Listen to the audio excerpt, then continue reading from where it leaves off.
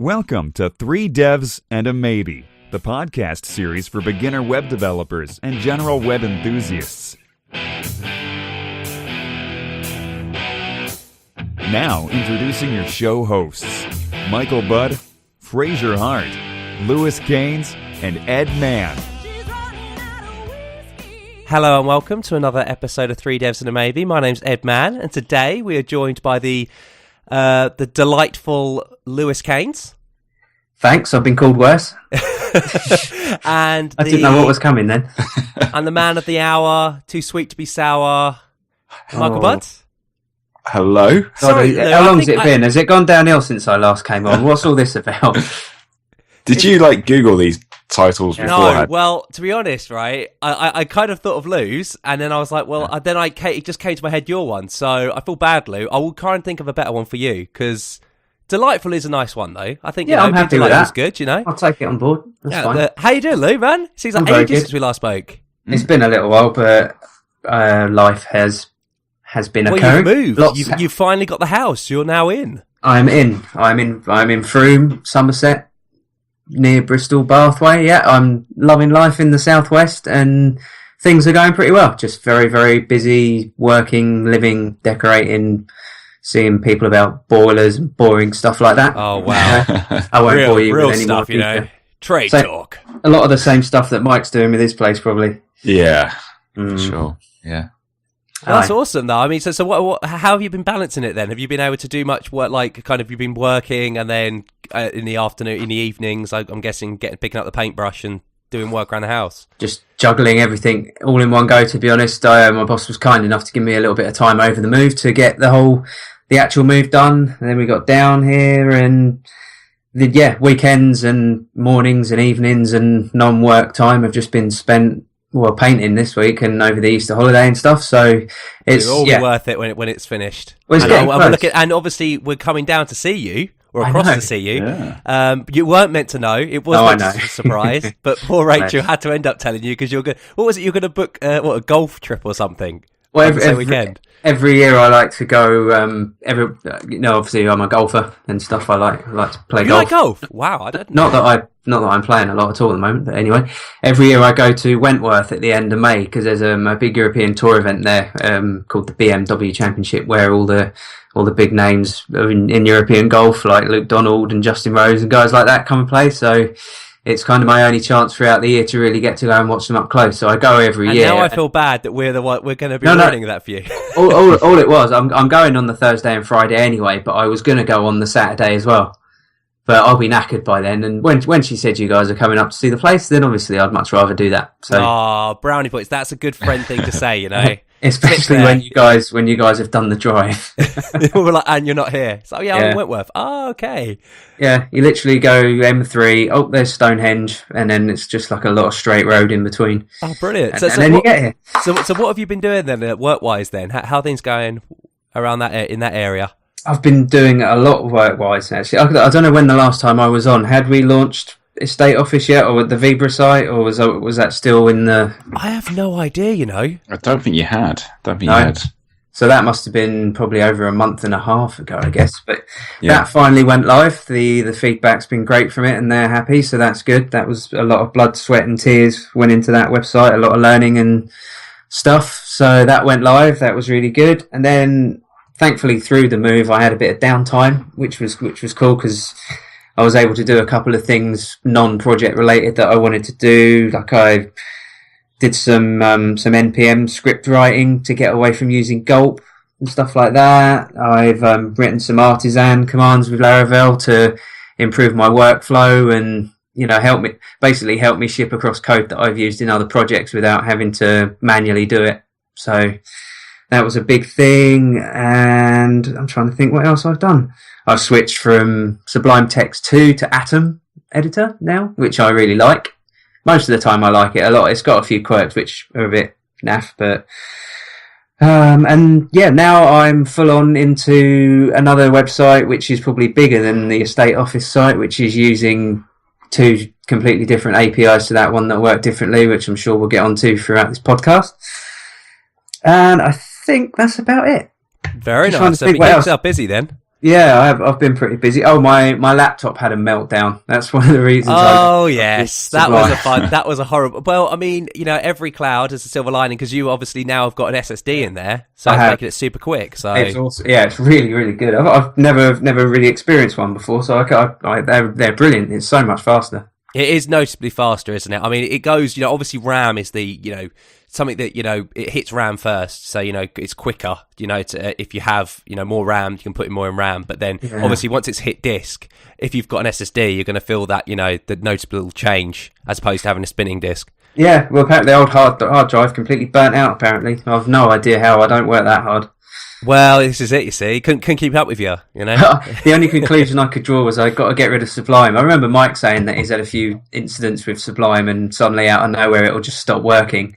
So how are you enjoying Atom then? Have you been looking into it? Because I know it's got a good plugin architecture ecosystem as well. And yeah, I love it. I just like the way it looks. It's a lot cleaner and it's just got little nice things like the plugins, as you say, and you've got complete style over how you set it up. Yeah, because it's built on the web stack, isn't it? So it's like a node. Yeah, so it's like GitHub people made it. Yeah, so it's really cool because it's built, with less and then with HTML and things like that. Exactly, and it's an ongoing project, so there's more and more plugins being added to it, and supports a lot of things like PHP Unit and various bits and bobs that all serve to make things faster. So I'm still kind of on very much kind of the base install of it, really. I haven't put many things on top of it, but I know they're there. It's always nice that you don't have to bulk out the thing, like it's always nice to if it comes out of the box with things that you really think are sensible defaults and features and stuff that you want. It's great. Then you're having to chuck a load of stuff. It's like, oh, install this, but then I have to install all this other stuff, which just slows it down. So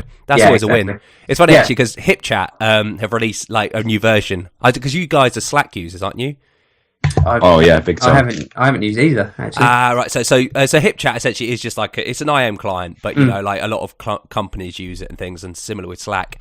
And they have replaced their I think it's both Windows and OS X clients with a web-based one. Well, not web-based, but it's a node install app, similar to how Atom works, where it's a desktop application, but it's written in, and it was funny because you can look in the about bit and you can see what they've been using, like Webpack and things like that. But I mean, there's been a couple of teething problems. I feel like some bits aren't as good as it used to be.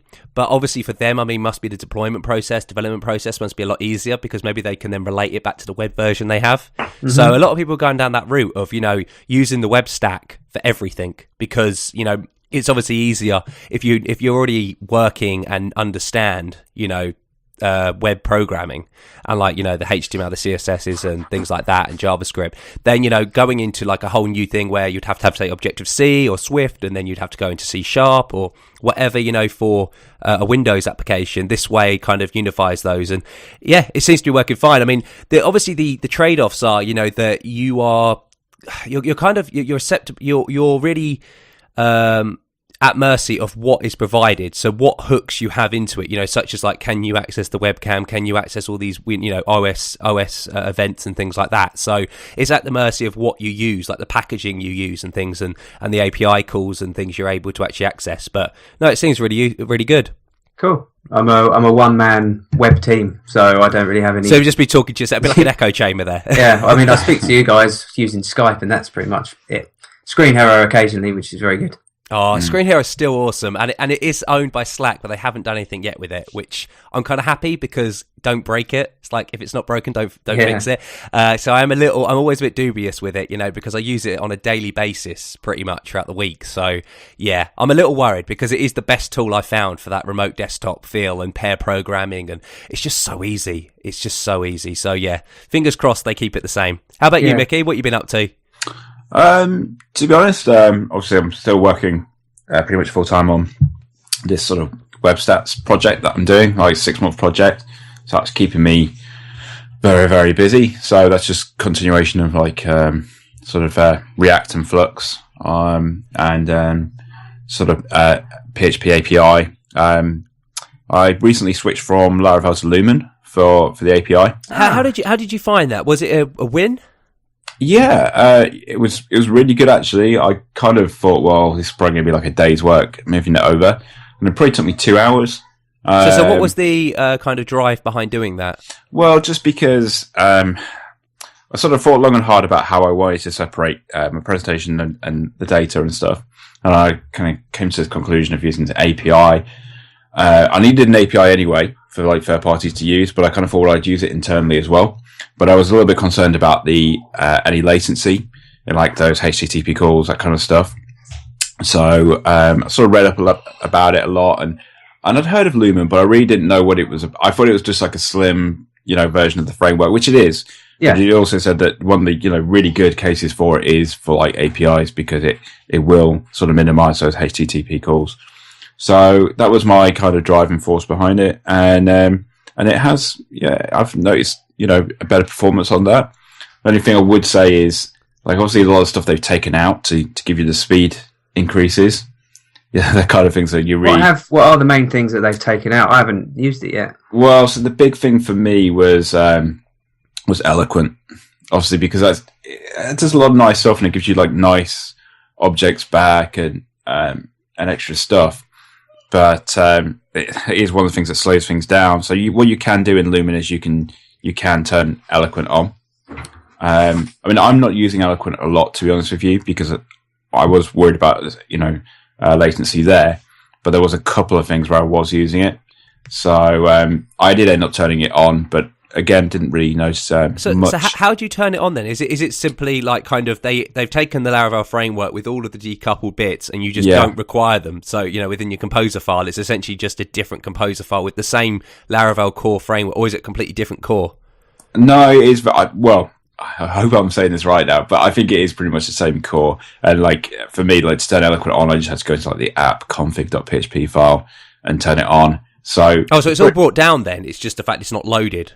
I wouldn't want to say that everything's brought down. I don't know, but Eloquent certainly is there out the box. Yeah, it's just not loaded. What are you using instead of that? Just their raw DB class then?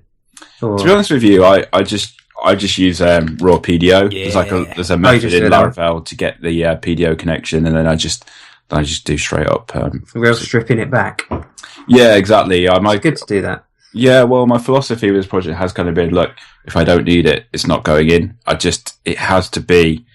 It's that whole like Ferrari or the school bus type thing. But for me, like I need the Ferrari. So anything, I'm just getting rid of it, just offloading any like weight. No, I don't want any excess baggage. So stripping it all out, and I did the same thing with like jQuery. I was like, do you really need jQuery? Yeah, that conversation is now, because it was one of those things where it was like a nicety to have. Then it was kind of a must-have. It's like, it's part of commonplace. Every browser has jQuery.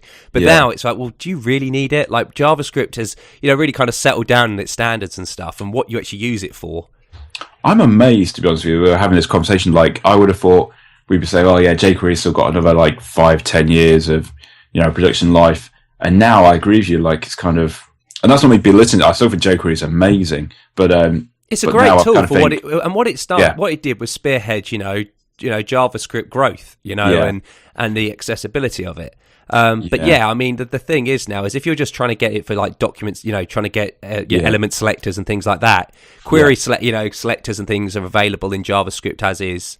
Yeah, you don't really need to worry too much because if the IEs are gone, like support for IE, Microsoft only support IE 11, and that's it, and then they support Edge, and unless you're supporting those, down to IE 6 again. I mean, and I think even in jQuery 2, they dropped support for like IE 6 and 7 or something like that. They dropped a lot of support because of the bulk it was, becoming. Sure, yeah, and I think really all I was using it for was like a nice wrap around. Making my Ajax call, so I was like, well, that's just stupid, man. Really. Oh, did you use XML HTTP? I used XML HTTP requests in the end. Yeah, I just found it nice and easy, to be honest with you. And but I guess go back. jQuery, you could make your own custom build, right? You don't have to bring everything down. So I guess I'm not sure how much it is. I remember Modernize has been very good with that, where they've also Lodash, where, you can make very custom specific builds that only have the tools that you want. I'm sure jQuery supports that kind of thing. But then again, I mean, the things again with like Fetch, Fetch is now a standard. It's a great way of encapsulating and abstracting the, asynchronous requests. So you can use that, and it's a standard, it's available natively in browsers like Chrome. Doing these, using them as and it uses promises, supported in ES6. It's a standard. So it's a good way to go. That's it. So, I mean, really with this project, because I'm dealing with huge amounts of data and speed is of the utmost importance. And certainly I think I probably mentioned like the PHP conference when I went and they were talking about research that like Amazon had done. And they were showing that every 100 millisecond costs them millions of pounds or millions of dollars, whatever. And that really stuck with me, actually. That's huge. And I can't remember the exact stats, but now like the amount of time that a user kind of would perceive as, inactivity, like nothing happening, is just frightening. Like, well, we've been conditioned now, haven't we, with how good services are like Google and how quick they are, that everything should react that quick. And it is a bit scary. And obviously, you can do tricks and things to make it feel. That's when you have these client-side applications which give you the impression, the feel that you're loading things. I mean, like Facebook, for instance, they use... for the feeling that things are actually loaded already. Like when you go onto Facebook, even on their Facebook application, their iOS application, you'll see that you'll get like news feed items, but they'll all be grayed out text, and it'll just be like loading text. The actual content of it looks like it's already there, but it's just been grayed out. It's loading it. I mean, these are like kind of like human feel. Like, oh, it's loading, it's quickly loading. Just these, so we've been conditioned to be speedy. That's quite interesting because they're one of the ones that are getting blamed now, aren't they, for like iPhone battery usage? Oh, they were naughty, weren't they? Did you hear what they done? No, I didn't really hear. So they essentially, I think they were playing. They kind of. This is what I think happened is that they were using the music music APIs to play silent music so they could be running all the time. So they were kind of circumvented the way of being able to be on all the time, because the iPhone has a very strict, what's running in the background thing. But music obviously is one thing that needs to be running all the time. So they would be playing this silent music and being on all the time. I don't know whether that's exactly what happened, but that's what I feel happened. And it's really bad. Like, that's so sneaky and not right for a big company to do. Like, they should, I mean, you can't get away with that. Shocking, really. Yeah, I mean, because people were complaining at how Facebook, this app was causing your battery to die, and this is one of the reasons. And I mean, it's a great little workaround, but it's a bad thing to do. Like, it's a good little hack to say, oh, look what you can do if you want them to running, but you should never use it in production. Yeah, I mean, that's disloyal and distrustful to your client base. Isn't that how Facebook occurred in the first place? Kind of. Oh, what mean? Oh dear. Well, speaking actually of JavaScript, there was a huge NPM thing. I don't know whether you heard the outbreak of, oh my god, NPM, JavaScript ecosystem, all around LeftPad. Did you hear about LeftPad, the function LeftPad? No. And it's like small micro modular, systems, being under scrutiny because of it. So essentially a guy or a girl, like some user on GitHub was like, well, I want to publish, essentially unpublish this repo he'd made on NPM, and it was called LeftPad. And all it is a simple, I think it's a polyfill for the left pad, or it's a simple left padding thing where, you get a string and you just say, look, pad, the left of it by so much, and it defaults to just an empty string, empty char, or you can pass in the char. So very simple, 20 lines of code, 20 lines slog. That's always been this is the joke now. It was only 20 lines. But it appeared a lot of things like Babel and a lot of these major applications, major projects depended on this left pad dependency. And when he removed it, everything broke, because obviously everything broke and no one could be building, and it was like, oh my god. And because obviously it's funny where it's like, wow, you're depending on a 20 line and you can read it. I mean, these lines are available. It's a super simple thing, and you're like, yeah. And that kind of, and it did bring up the debate of, is these ultra module systems, this is the thing about this is where, and they've had to kind of NPM have been good, they've dealt with the situation by, now they've got this idea that, if some other projects depend on your project, you can't just deactivate it or unpublish it. You have to, pass off ownership which is a better way of doing it. But yeah, that caused a lot of airwaves, and it was really funny because over Twitter, well, I say over Twitter, it was really funny. It was pretty bad because some people obviously couldn't be doing their builds. But what it does tell you is you need to cache a build and you need to be careful about your dependencies, because, yeah, this could happen. And another thing actually related to JavaScript and fetch and all that fun stuff, and Ajax in general, is a bug that I found. I think I told you. I think I told both of you. I told you definitely, Mick, didn't I? About this bug I found, the 204 bug I found. Yeah, you did. Yeah, yeah, that was a fun one. So we've been getting a lot of track.js errors. And also we got some endpoint hits on New Relic to our trade approval API. And so what essentially was happening was it was coming up with undefined. So it was trying to access an evaluation with undefined as the ID. And we were like, oh, okay, what's this? So I was looking into it and everything. And, over time I was kind of looking, I'm thinking, it's not only an IE9 problem. So, do we need to do it? And it was like, well, let's have a look and see how hard it is to actually to solve. And what had actually turned out was we use it within the fetch. Fetch, there's a polyfill from GitHub and everything, and within the fetch, it returns the headers. So 204 response is a no content response. It's no body entity. It doesn't expect a body entity, but it can expect new metadata or headers. So we get returned back an ID, an evaluation ID, and then we go to that based on that. Based on the new ID, we append that and create the URL string, or we pass back the URL string in the header and then just go to it. Should be super easy, but obviously it couldn't find that ID, so it was going undefined, and it was causing all these problems on the server end as well.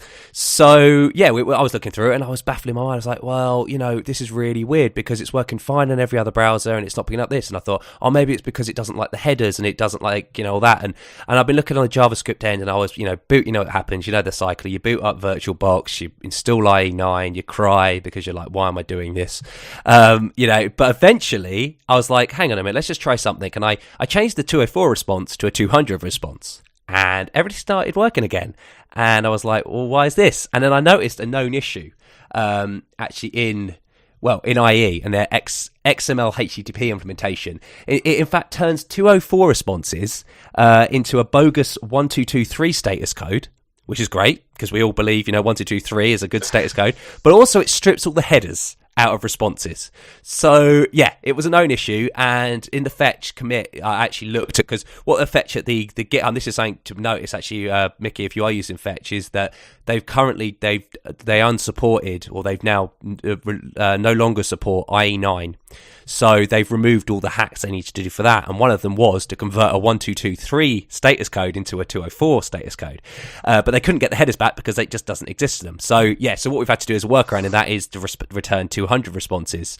But it's one of those facepalm kind of things where the debugging of it took probably 3 or 4 times the amount of, well, if not more amount of time. But once we've done the 200 responses, it was fine. But it makes you cry. All I'm hearing is excuses. Well, this is it, exactly. We're a success orientated business. Things have to get done. Yeah. No, that sounds. Yeah. It was a horrible bug. You did well to debug that, to be honest with you. Man, it's just so horrible when you have to load up an IE, and you just think, why are people still using this? But yeah. Anyway, but so what are you up to at the moment then, Mick, with work? What have you been doing? What have I been doing in the minute? I know you got Lumen set up now and everything. Have you been a lot more Postgres stuff, a lot more database optimization kind of things, or have you been working on the front end React stuff more? Yeah, more the React stuff, to be honest with you. Just sort of filling in details and just putting in loads of filter stuff and just kind of, I think I said to you the other day, but I think I got React working, got Flux working, and kind of understand that a lot more now, and the whole flow of everything. But then I guess what I hadn't really done is I wasn't really utilizing sort of asynchronous behavior very well, to be honest with you, especially where I got stuff where I was storing stuff in the database. And I also got in a little, I think I was saying to you the other day, I got in a situation where I was waiting for an ID to come back from storing something in the database. And that latency, even though it's minimal, it was noticeable. And I was like, well, how do I get around that really? Because I really want that ID back. And in terms of updating the display, I need that ID. So I need to have a look at that. And I know have you looked into temporary client IDs and things like that? I think that's what the route I'll probably go down and have a look at that. Yeah, like attach like a unique ID to it, that you can use temporary, which allows you then to do work with it and then replace it. I mean, you do that. There's kind of it's called the within the React Flux like kind of life cycle, it's like the happy path kind of thing where preempting success. So in the case of say like a note, we'll create a note and we'll pretend like it's added. We'll go through the whole process, but we'll store it with a client ID, like a random user generated ID. And but what happens then is once it goes up to the server, the user instantaneously thinks, and this is again with the whole, the speed is everything. Thinks, it's been updated, it's actually added, but it hasn't actually been added yet. Not really, because it's not been sent to the server. Once it's been sent to the server and then comes back, we then do the reconciliation. That's the word. Eventually, to say, okay, replace this, temporary ID with the real one. So it's a bit more work, but it does pay off because users do want speed. Absolutely. That's the thing. I kind of I tweaked and tightened up the system in terms of speed, in terms of getting logic back and stuff, that kind of stuff. But now really it's the React application that I need to look at, the speed there. So just working on that really, and just continuation of that. So I kind of got hopefully having a soft launch of the product at the end of the month. So it's a little bit scary, to be honest. So how's your stack looking now as well? You DigitalOcean? I am absolutely. Split out the DB to another server, or are they both shared? Yep. Yeah, no, it's a completely different servers, and also I know I was speaking to you. I probably mentioned in the last podcast, but I'm definitely got the whole microservices bug, which I know me and you kind of not disagree upon, but I guess have different views on. But no, I very much like that idea, so I've just tried to keep things as separate as possible, and then I just think it will be nice and scalable. Then I hope that's my plan. So how many different services have you made then? Well, I keep saying microservices. I guess really what I'm doing is more SOA rather than microservices, because I don't really have that many things. But I mean, I've separated the database. The presentation layer is completely separate from the logic, and then the API is at the moment the API is on a separate server as well. And I kind of think really should the API and the database be on the same server, because I'm guessing there's going to be latency there. That may be, for now, I think that's a good way, dealing with it being on a socket as opposed to a network call. Yeah, that's it. Notice that, But then the next sort of step in the project really is kind of like I don't want to call it a CRM because it makes it sound bigger than it will be, but certainly some sort of minimum kind of CRM system, which again I want to build independently. I mean, really the only kind of coupling I hope that I've got is the coupling of the database to each individual sort of part, but I don't really see that you can get around that too much. So the API then, does that encompass the whole database persistence as well then, and it's only the API that you access to then get to the database, or will you get to the database kind of on its own? Everything for the API. Yeah. Cool. So in theory, I mean, I could. You're opaque to the fact there's a database, and you can change the data store and the way that representation. Yeah, cool. That's exactly right. That's awesome. So it's coming along quite nicely. But other than that, really, I'm working on my masters and reading that microservices book, which I'm really enjoying. Just really challenging the way that I look at things. So that's me really. But how about you? What are you? Other than fixing those little bugs and everything, one actual screencast that I didn't realise you actually posted, and then I found, and then you sold. Unbelievable. I know, this is it. Trying to get all the glory. It's this guy's name's called Bruce Munjan. I've butchered his name. I feel very sorry because I've actually watched a lot of his screencasts now.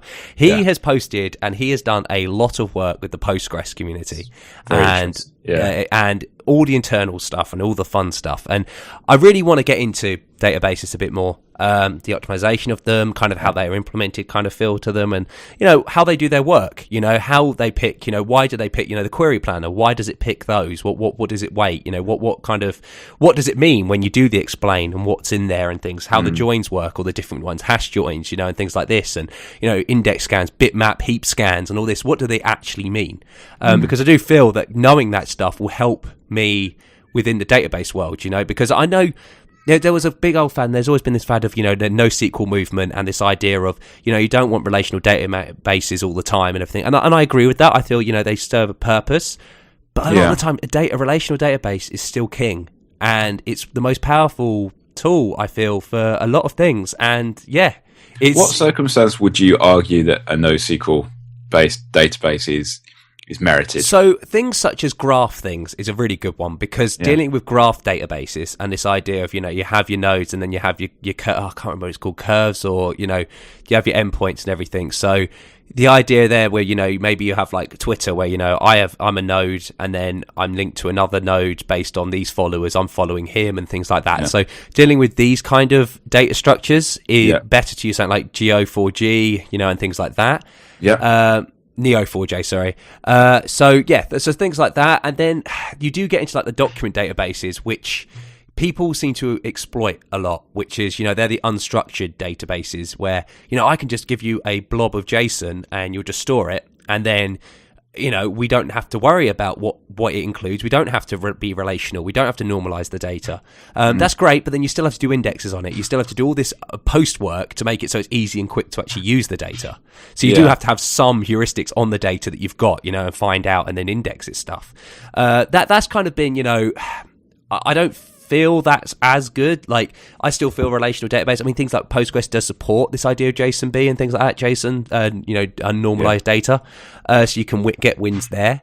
So I mean, definitely graphing. I mean, that there's probably countless more. I mean, actually, things like key value stores and like, memcache type things and Cassandra and all these where they're like, highly distributed and they can fault tolerant, all this type of fun stuff where, I can deal with the fact that it's just a key value and, I can search for it and I know that it's always going to be available, or I know that it's going to be quickly available and things like that. So there's always pros and cons to things, but I still believe a relational database is still king in a lot of use cases. And a lot of people, again, it's like any new cool hip technology, they'll seek out the new hip thing when they don't really need to, and a relational database will do. And I think relational databases are uncool, in quote, because they're not hip and fresh. But actually, the technology in them is so awesome and interesting. But, and that's the great thing about Postgres, and still with MySQL, is like they're open source, you can see. But this guy, Bruce, he's done so many good video screencasts on, like live talks, but then they've been recorded, and like one of them was like explaining Postgres Query Optimiser, and it just went into so much detail. And there's also another one, like he talks about the internals of Postgres, and I'm just going through that one now. And they're screencasts that I have to watch at least a couple of times just to really understand it. And I'm still trying to understand, the in-depth kind of how Explain works and what's happening. But it's been really interesting. Have you shared those links on Twitter, all of them? I haven't. No, I'm going to put them in the show notes. So show notes. Okay, and I'll send them to you now. So you'll get them fresh. One actually other thing before we speak to Lou, because we've got a good segue, is my move from S3 to DigitalOcean. So you'll now be this podcast is hosted obviously on GitHub pages, but the actual files, the actual MP3 downloads were hosted on S3, and it was working great and it was good speeds, but it was a little bit pricey. A little bit pricey for what it was. And what I've done is I've done the move to a simple DigitalOcean box now. So it's a little, the speed is probably a little bit, degraded. I can notice a bit of a speed, but the price is just ridiculously cheaper. And it was just, it's so simple, DigitalOcean. Every time I use it, I'm like, how easy is this? It's very good, I remember when we first spoke about it and I first looked at it, I was like, this can't be true. And this is going to go away in like a month or something, because there's no way they can do this for $5 a month and all these things. But it's just got better. And, now they've got these one-click installers, for things that people don't really understand what they're doing. Or, they've got a simple idea, you can easily snapshot things. And you've got this idea of floating IP addresses and all this crazy stuff. But all I want is a box. I just install it. I had an Ubuntu box on the 14.04 LTS. And I just installed Nginx. And boom, I've just put my files on there. And it's as easy as that. And, that was it. Can I just say, though, and I still don't fully understand what happened. And this is going to make me just really expose my incompetence. But the only issue I had, I moved one of my clients from a horrible shared box with 123 reg or whatever to DigitalOcean. Instantly, the average page speed went from about 21 seconds to under a second, which is a fantastic instant win. And but the thing that stopped working was emails stopped being sent on that box. And in the end, I just had a nightmare. I think I spoke to you, Ed, that day, and I had to go into the email logs and find out what was happening. And I got some response back from Gmail saying that it wouldn't accept it because of some. I can't remember what the name of the record was. Yeah, now. I think I've because never heard of it I before. remember you saying the M's whatever. Some record for email. This is the trouble with sending your own emails.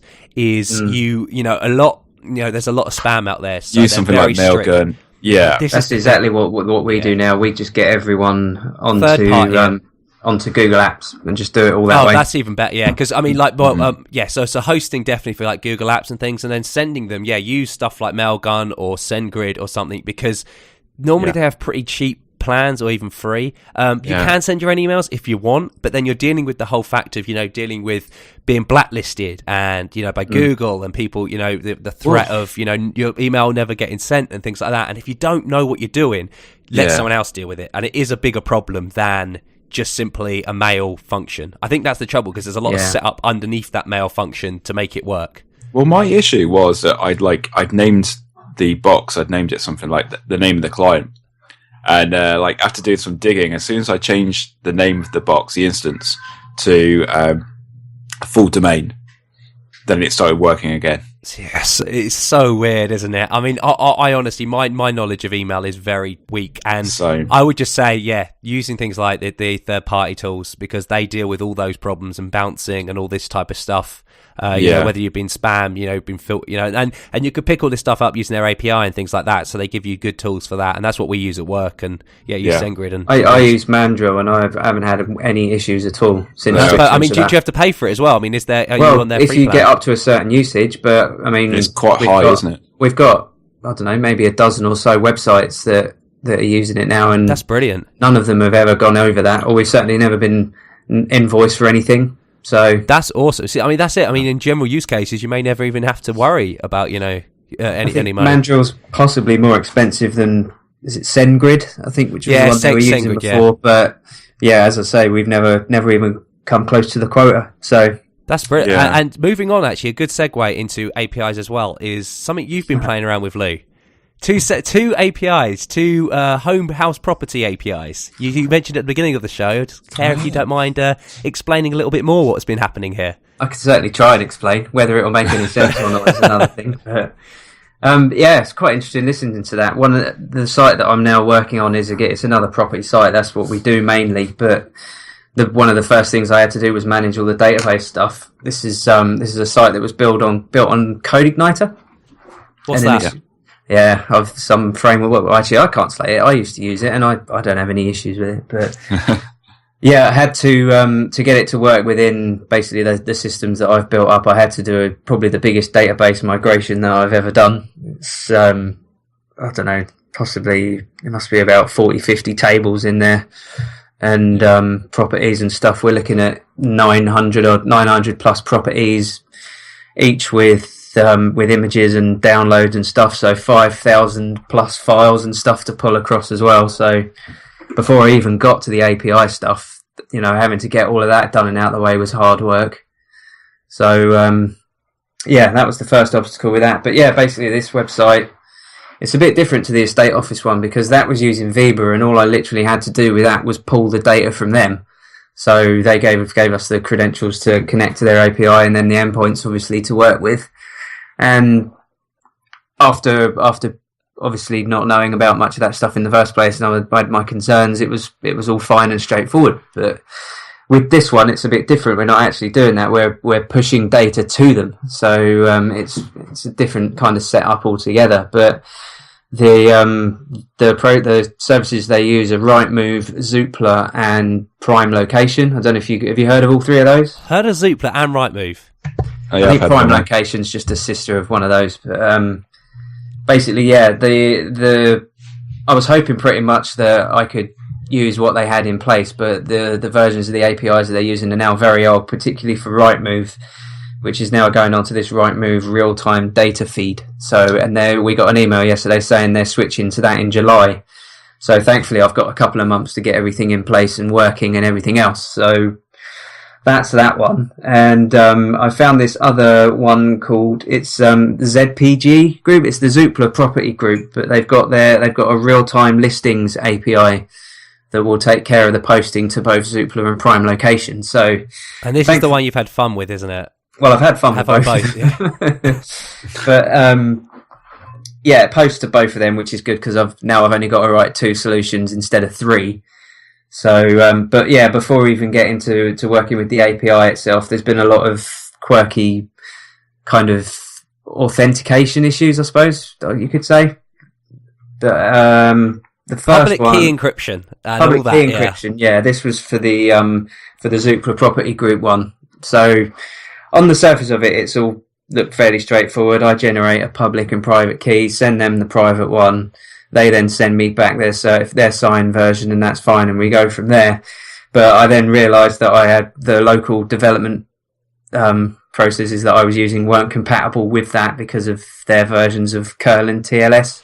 That was at TLS 1.2. Only 1.2 it required. It can't do anything else, and it will just fail silently. Well, it didn't fail silently, to be fair. It did come up with a warning. It failed, but it didn't give you a warning. No, it didn't give you why, any reason why. I mean, you have to crawl through the documentation again to find out that it was that. And it was just because your curl was just a couple of versions, dot releases, below. Yeah, it wasn't even. It was pretty close, but I've just always used MAMP because it's always been fine for what I've been doing, and now I've finally come across a use case where it isn't. So I'm now using Homestead. And Mike, you had a similar issue, didn't you? Where now you're using Homestead as well. Was it a similar issue as that, or was it for different reasons? I can't really remember, to be honest with you. I think it was something to do like when I was first using Laravel and like something wasn't working with like Artisan, and I was like, do you know what? Just use Homestead because then you just. It's just so nice, isn't it? Like you go, like for me, I'll go from working from my iMac to my MacBook, and I know that everything's going to work. Like not having to worry about local environment. And if you use something like MAMP, then you've still got that issue because does that have it? Sorry, go on. I was going to say, just MAMP have it? I assume it has its own like internal version of PHP and stuff, does it? So I guess if you had the same version of MAMP like on both your machines, you'd be okay. So you're right. Well, I mean, it's the OS. It is the OS. Yeah. El Capitan, basically. When I was on Yosemite, I was able to do everything I needed to do. I was able to use like my computer name to access my network, so I could test on devices and do all that stuff. And for whatever reason, then I upgraded to El Capitan. I couldn't do that anymore, so the things I like to use, like browser sync, were now not working properly, and various things like that. So that was another good byproduct of upgrading to. I say upgrade. Well, yeah, I guess it is an upgrade because it's doing the job better than what I had before. So for using Homestead. And was that to do with the security changes that they'd made in El Capitan? I didn't get to the solution. I think it probably would be, wouldn't it? I mean, their curl version seems a little balked as well, doesn't it? Because it would run, but it would just come with this horrible exception. And then we did like some Stack Overflow research, as you do.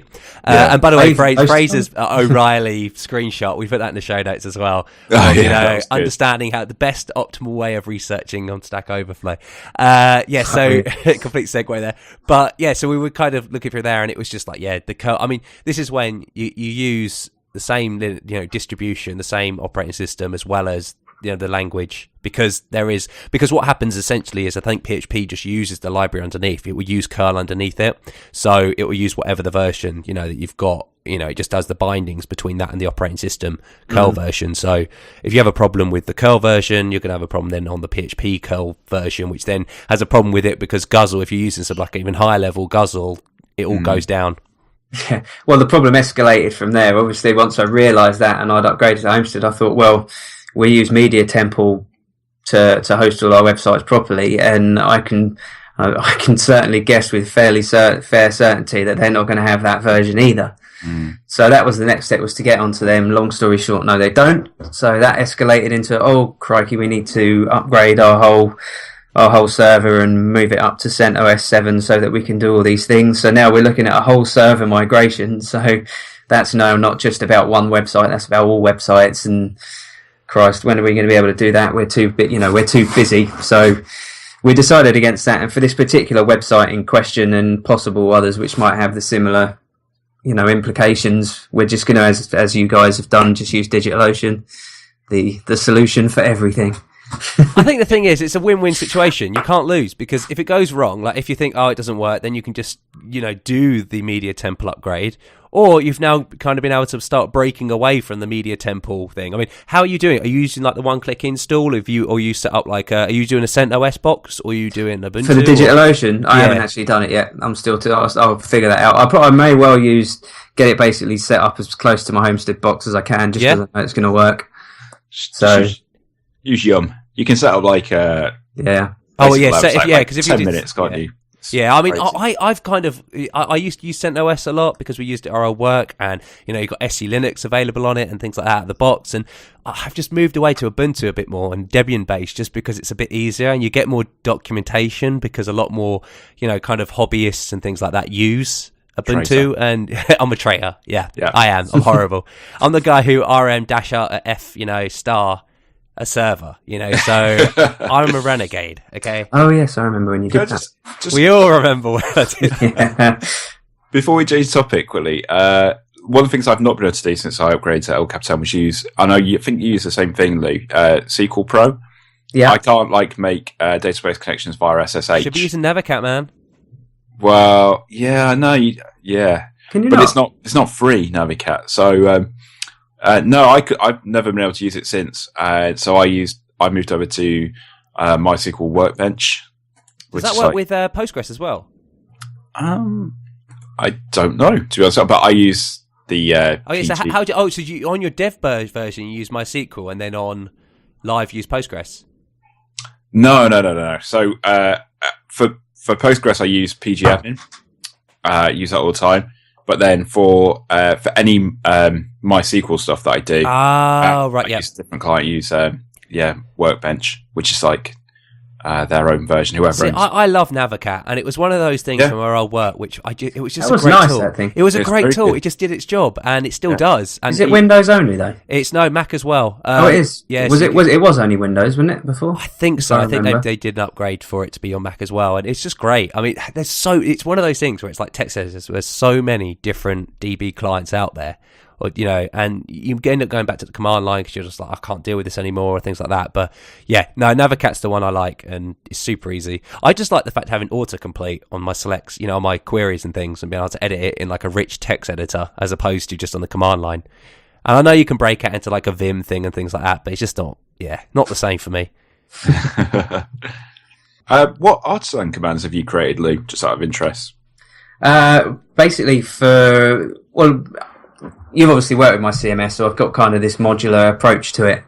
Yeah. I've kind of focused on that. So basically, like if it's a news module, that's going to have a controller, it's going to have a model, a validator, some views, and maybe a couple of other things that I've made.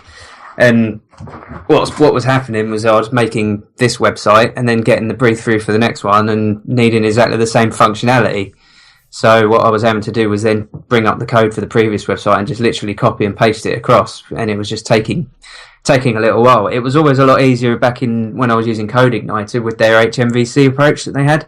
Yeah, because everything was. You were a big fan of that, weren't you? Oh, well, I thought it was great because everything was just inside one folder, whereas the folder layouts of Laravel are a little bit different. So I just thought enough is enough. Let's learn how to write custom artisan commands, because that's not something I'd done either, but I know it'd be dead useful. So it was a good example for one of those. And basically what I've done now, every time I make a module I have a system in the site that I know I'm going to want to use somewhere else, I've got my own kind of central repo that I bring into every project that I do. So I basically copy it into its own certain thing, and then I've written an artisan command that will then grab the information from there and put it in the relevant places that it needs to go, the controllers directory, the views directory, and stuff like that. So I just make a duplicate copy of each module in one place rather than having to bring up the previous project where I used it. So in theory, I've only got to do it once, and then once I've got it in the right place, I can use this artisan command to pull all the code out. Oh, right. Very cool. And then do a search and replace on the relevant things as I'm doing it to update their IDs or the module name or whatever. It doesn't have to be called the same thing or whatever, but just a little workflow thing. I did wonder if that might be quite useful for people to have something like that. So, I mean, you create a clonable directory, and then inside of it, you just create all your various modules or whatever you want to call them, whether it's news or team or blog or whatever, and you just have your controller, your model, your whatever inside of there. And as long as the artisan command knows where to look for the file, it will then put it in the relevant destination where it needs to go. So far so good. It's certainly speeding up my workflow. But then the other one was, it was just to basically with one command create a controller model validation thing and some boilerplate for view files and stuff. So those are the two that I've done. How much of the collection stuff have you used in Laravel? Because I see a lot of Adam Watham, he's showing off like a lot of, I think it's what Laravel provides, like collections, and it allows you to easily do chainable things such as like the reduces, the maps, the filters and things. I don't know. I've done a few bits, but I use it quite. Is it a nice API? Because it looks like quite a nice fluent API. I can't fault any. Taylor's really good at doing that, isn't he? Thinking about what the developer wants and how he wants to use it, or how they want to use it. Sorry, and he's been very good at doing that. Exactly, they've got nice things like chunk or take where you can or slice. Just really, as you would expect them to be called. And the best thing about them is that you don't even really have to look at the documentation. You can be just kind of intuitive as to what you think they're going to. You can just do. I mean, you can just do like IntelliSense kind of thing in your API, even just be like, what's next? Oh, I want to do that, and things like that. Exactly. I mean, I use there's an each method with it that I use quite a lot, which you can just basically just. Oh, so like a for each kind of side effect thing or a map. Exactly. Yeah. They're all really, really good. I can't complain. Yeah, I use them a lot. I use them a hell of a lot. No, that's cool, because I think the abstractions over, like having abstraction over iterable and an array, because you have like array map and array, and you have to always change iterator to array and things, and it does make the code look a little messy. So no, that's really interesting. I'm gonna have to look into that. It's just something like, collections are a very, very not very simple thing, like a very commonplace thing. And actions over them, applying actions over them is very commonplace, and it's not in reinventing the wheel and kind of having it in one place in one way. Here's a situation where I was kind of using it. With this site that I'm doing now, I'm kind of building an API for it, and I've gone through two different approaches. So basically, just to be able to have a URL where you can change certain parameters to get whatever data you need. And so there'll be like the current properties or track record properties, and then whether they're sales or lettings, etc. And I was doing that, and that was all fine, and I was able to get the data that I needed. But then I needed to, for example, grab between a certain price filter, for example, so between a minimum price and a maximum price and stuff, and then realize that, once I've done that, I may need to filter it down further. And the way that I was writing it in the first place was literally having it all as parameters. So / this, / that, / this. And I thought, gosh, there's only so far you can go with that before you get these ridiculous URLs. And they're also, they're fixed, aren't they? Because, you can't, having these options as parameter, kind of things is, you now have to be in that particular order all the time. You can't miss them out or anything like that. Exactly. So and then what I was doing from there, once I had that, I was basically using that to get kind of the minimum amount. And then I was using the collection methods to filter out what you needed. Yep. Which it worked, but I wasn't overly happy with. So I'll be interested to see what you guys think of this. I've completely rewritten it, and it just uses all get variables. I like that approach because it doesn't rely on an order. That's it. That's what they're there for. Is they're there for queryable things. That allow you to be able to optionally include them. And that's what you expect. You expect either what you do, in these kind of things is that you either have it as a get parameter or get request, and you supply it in, there, or you provide a post if you really want to, and you post in, like, say, a JSON object with all the params or terms in or things like that if you want.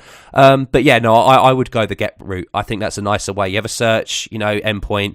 It can be somewhat specific, because I know you've said it's only related to lettings, and then you have optional things you want to apply to it, and you can, in the documentation, documentation, you know, whether it's hypermedia, you know, kind of route you're going, or if you're going just, you know, having a simple RESTful API endpoint that you can then just, well, not really, you know, but a simple API endpoint that you can just say, here's documentation for what you can do with it. I mean, if you're the only one using them, then, you know, you've got a bit more flexibility there. Exactly. But it provides you with flexibility, you know, because maybe you just want to supply a min price. You don't want to supply a max price. And what's the point in then having to put in, you know, have this horrible string? Because I know pretty URLs are so sought after, but it's such the wrong way because it's an API request. It doesn't matter what it looks like, as long as it works. It's interesting that you say that because, again, as we've touched on so many times, I've got one side of my head saying, why don't you just do it that way? You know it'll work.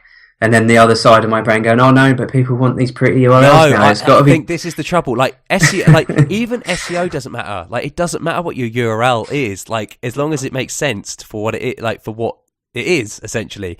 You know, I think because you have like, you know, the canonical URLs and things like that, and then people, you know, put loads of crap after them. All these big sites do. And then Google only knows about the canonical one. This is the actual real, you know, URL to get to this place. And, you know, this is the thing. Like, it makes it so much easier and it makes more sense. The biggest payoff it is that I've got a search form for properties on the website that submits a GET request. And that's it. And that's what it's, yeah, exactly. You're using HTML for what it is. And that's the great thing, isn't it? Because then you just have GET parameters. You don't have to use JavaScript or anything to build up these horrible URLs. I've written so much unnecessary code just because I wanted the URLs to look nice. Pretty URLs are like one of the big sales they were in all these frameworks and everything. You know, how simple it was to have pretty URLs. And I think we've just gone overboard on pretty URLs. And I think sometimes, you know, bringing in like the hypermedia stuff, when I was talking to Camille last year, you know, like kind of realization that, yeah, it doesn't really matter what the URL looks like if you're doing hypermedia, because you're always passing back just like placeholders, essentially, like, oh, give me what the URL is and I'll run it. But it doesn't matter what the URL is. Like,